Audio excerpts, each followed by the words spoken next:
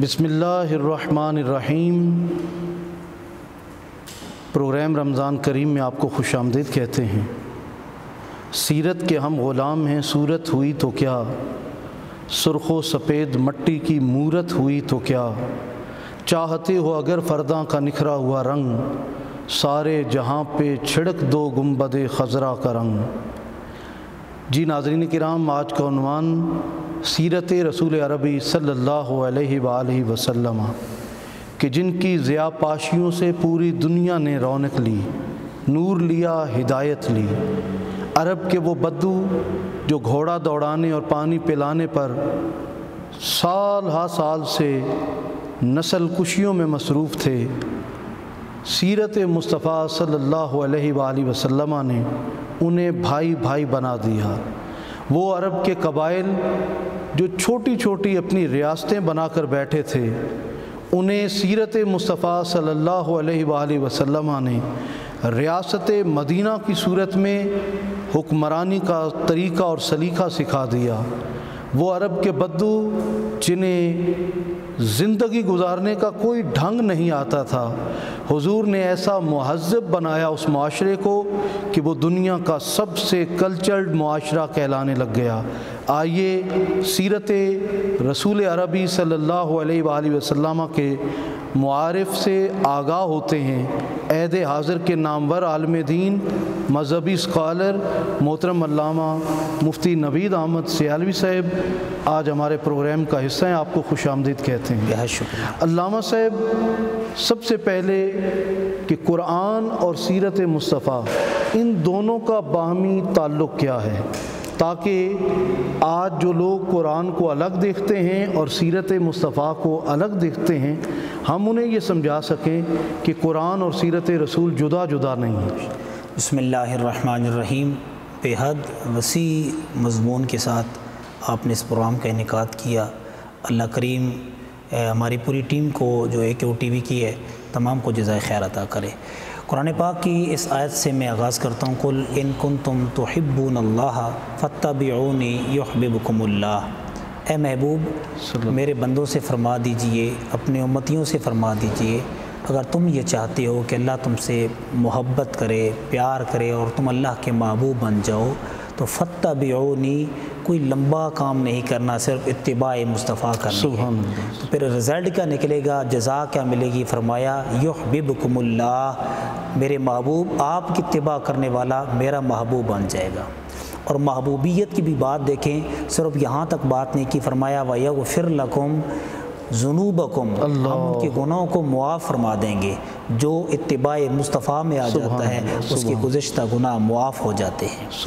اور دوسرے قرآن کے مقام پر فرمایا لَقَدْ كَانَ لَكُمْ فِي رَسُولِ اللَّهِ أُسْوَةٌ حَسَنَةٌ، کہ میرے محبوب کی زندگی ہر زاویے سے تمہارے لیے نمونہ ہے۔ آپ کھانے لگیں تو آپ کے ذہن میں ہونا چاہیے کہ رسول کریم صلی اللہ علیہ وسلم نے کھانے کے متعلق کیا ترغیب فرمائی ہے۔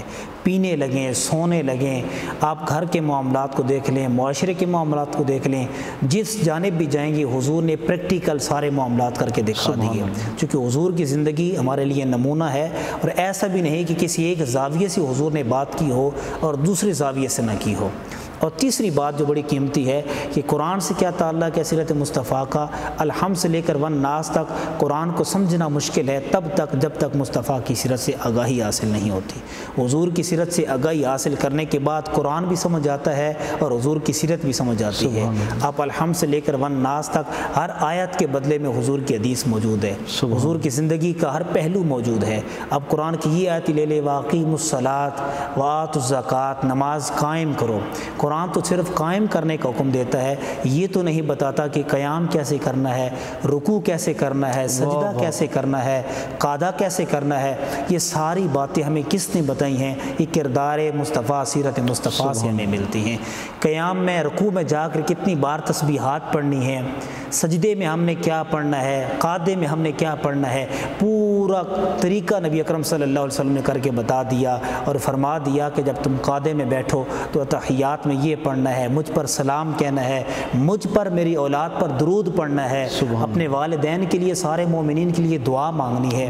تو پتہ یہ چلا کہ حضور علیہ السلام کی سیرت کو سمجھنے کے لیے قرآن اور قرآن کو سمجھنے کے لیے نبی اکرم صلی اللہ علیہ وسلم کی سیرت کو دونوں لازم ملزوم ہیں۔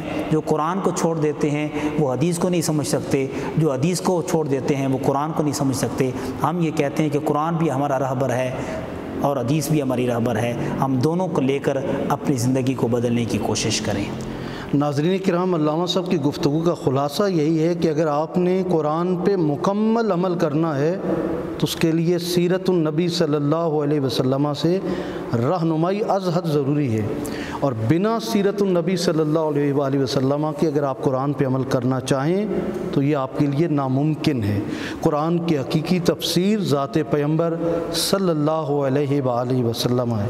قبلہ علامہ صاحب، قرآن حکیم جب نازل ہوا اور حضور صلی اللہ علیہ وسلم کے قلب اطہر پہ، اور آپ کا وجود سراپا خیر، سراپا رہنمائی، سراپا ہدایت، تو جو اس وقت اہل بیت اطہار اور اصحاب پیغمبر زمانہ رسالت میں موجود تھے، جنہوں نے حضور کو دیکھا، سنا، آپ صلی اللہ علیہ وسلم کی صحبت اختیار کی، ان کا کردار سیرت النبی صلی اللہ علیہ وسلم پر عمل کے حوالے سے کیسا تھا؟ حضرت سیدنا صدیق اکبر سے لے کر حضرت سیدنا ابو طفیل آخری صحابی تک، اور مولا علی سے لے کر امام مہدی علیہ السلام تک، یہ ساری ذوات ہمارے لیے نمونہ ہیں، کہ ان سب کا کردار نبی اکرم صلی اللہ علیہ وسلم کی سیرت کے مطابق ہے۔ سبحان اللہ۔ میں اتنا کہوں گا کہ وہ لوگ تو حضور کے قریب تھے، جب قرآن نازل ہوتا تھا سیدہ خدیجہ رضی اللہ تعالیٰ عنہ اپنی آنکھوں سے دیکھ رہی ہوتی تھی، سیدہ عائشہ صدیقہ کے حجرے میں قرآن نازل ہوتا تھا، سیدہ خاتون جنت کے صحن میں قرآن نازل ہوتا تھا، مدینہ کی وہ گلیاں جہاں پر حضور علیہ السلام مکہ میں ہو تو مکی قرآن بن جاتا ہے، مدینہ میں ہو تو مدنی قرآن بن جاتا ہے۔ رحمت کونین صلی اللہ علیہ وسلم کے صحابہ حضور کی سیرت سے کتنا پیار کرتے تھے اور کس قدر حضور کی سیرت پر اپنی جانیں قربان کرتے تھے۔ ایک مثال، ویسے تو ہر زاویے میں صحابہ کرام حضور کی سیرت سے محبت کرتے، ایک زاویہ آپ کے سامنے رکھ دیتا ہوں کہ کریم نبی صلی اللہ علیہ وسلم قرآن پڑھنے کے بعد حضور نے جو اللہ کی راہ میں دینے کی ترغیب دلائی، چونکہ رمضان کا مہینہ بھی دینے کی ترغیب دلاتا ہے، احساس کی ترغیب دلاتا ہے اور سخاوت کی ترغیب دلاتا ہے، تو حضور کا یہ ایک زاویہ رکھ لیتے ہیں کہ حضور رب کی راہ میں دیا کیسے کرتے تھے اور صحابہ اس عمل کو کیسے اپنے ساتھ چلاتے تھے۔ سیدنا صدیق اکبر مال طلب کیا، جب حضور علیہ السلام نے سارا مال اٹھا کر بارگاہ رسالت آپ میں پیش کر دیا۔ سیدنا فاروق اعظم سارا اکٹھا کرتے ہیں، آدھا اٹھا کر حضور کی بارگاہ میں پیش کر دیا۔ اور مولا علی فقر کے بادشاہ، گھر میں کچھ ہے یا نہیں، قرض بھی دے مانگ کر سائل کو خالی نہیں لٹانے والے، یہ مولا علی وہ ہیں۔ مسجد نبوی کا صحن ہے، ایک فقیر بیٹھا ہے اور وہاں پر رات کی باسی روٹی پانی میں بھگو کر کھا رہا ہے، اس کا نام امام الفقراء ہے۔ ایک سائل مسجد نبوی کے دروازے کو دستک دیتا ہے، کیا دیکھتا ہے کہ بیٹھا ہے فقیر رات کی باسی روٹی کھا رہا ہے، کہا میں نے کھانا کھانا ہے۔ فقیر نے کہا یہ 7 گھر ہے، دستک دو کھانا مل جائے گا۔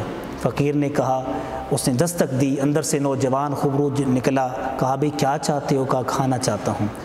خوبصورت نوجوان نے کھانا دیا، پلٹ کر وہ فقیر پیچھے پلٹا، اس کے دل میں خیال آیا مسجد میں فقیر بیٹھا ہے، رات کی باسی روٹی کھا رہا ہے اور میں تازی روٹی کھا رہا ہوں، اس کی وجہ سے مجھے تازی روٹی ملی ہے تو چاہے اس کے لیے بھی نہ لے لوں۔ پھر دروازے کو دستک دی، پھر وہی نوجوان خوبرو نکلا، کہا بھئی کیا چاہتے ہو؟ کہا کھانا چاہیے، 1 روٹی اور کچھ سالن اور دے دیں۔ وہ نوجوان مسکرا کر کہنے لگی ہے تو تم لے کر گئے تھے، کہا مسجد میں ایک فقیر بیٹھا ہے اور رات کی باسی روٹی کھا رہا ہے، میں چاہتا ہوں کہ اس کے لیے بھی لے جاؤں۔ مولا امام حسن مجتبیٰ، وہ نوجوان خوبرو جوان نواسہ مصطفیٰ تھے، مسکرا کر کہنے لگے کیا تم جانتے نہیں کہ مسجد کے صحن میں بیٹھنے والا کون ہے؟ وہ مولا علی تھے، جن کے گھر میں ایک ہفتہ چولہا نہیں جلتا تھا، مگر ایسا نہیں ہوا کہ گھر پہ دستک ہو تو کوئی خالی لوٹ جائے۔ سیدہ خاتون جنت ہیں، روزے کا وقت ہوتا ہے، کوئی مانگنے والا آتا ہے، اپنے بچوں کو افطاری کا اہتمام کرتی ہیں، مولا علی کو دیتی ہیں، اپنی افطاری کے لیے بیٹھتی ہیں تو سائل آ جاتا ہے، آ کر دستک دیتا ہے، کہتا ہے 2 دن سے بھوکا ہوں۔